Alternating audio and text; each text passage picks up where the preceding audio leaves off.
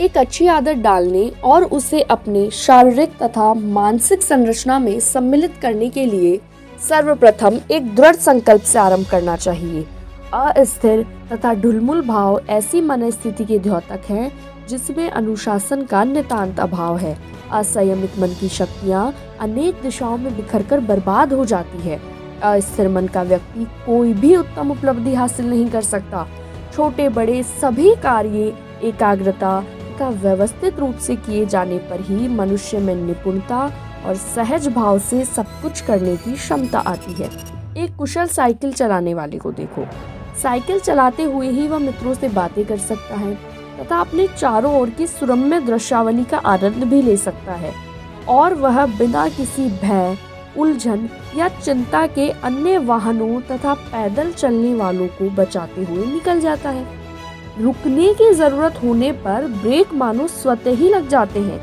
आदत डाल लेने के कारण उसे इसके लिए उतनी शक्ति खर्च करने की जरूरत नहीं होती जितनी कि उसे अभ्यास न होने पर लगती है। यदि कोई आदत अपनी दिनचर्या में दृढ़मूल हो गई हो तो उसके साथ ही सहज भाव से दूसरी रचनात्मक आदत डाली जा सकती है। यथा स्नान करते समय गणित का कोई सूत्र, कोई पद्यांश या श्लोक याद किया जा सकता है। एक और स्नान चलता रहता है और साथ ही ज्ञान या किसी क्षमता की उपलब्धि भी होती रहती है।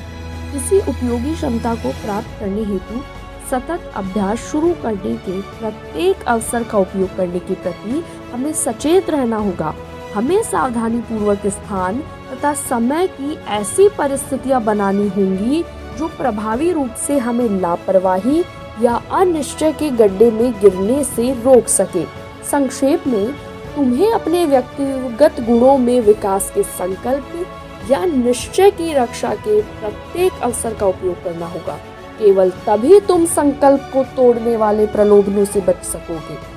तुमने जो अभ्यास आरंभ किए हैं वे जब तक आदत के रूप में तुम्हारे मन तथा मस्तिष्क का हिस्सा न बन जाए तब तक उन्हें एक दिन के लिए भी न छोड़ना।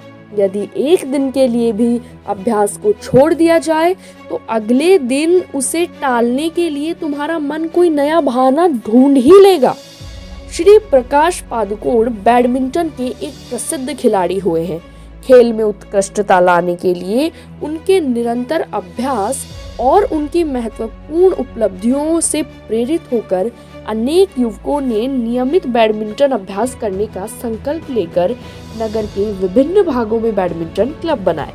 वे लोग बड़े उत्साहपूर्वक प्रतिदिन क्लब जाने लगे, पर 2-4 दिन बाद ही वे लोग किसी न किसी बहाने एक एक कर क्लब से अनुपस्थित होने लगे।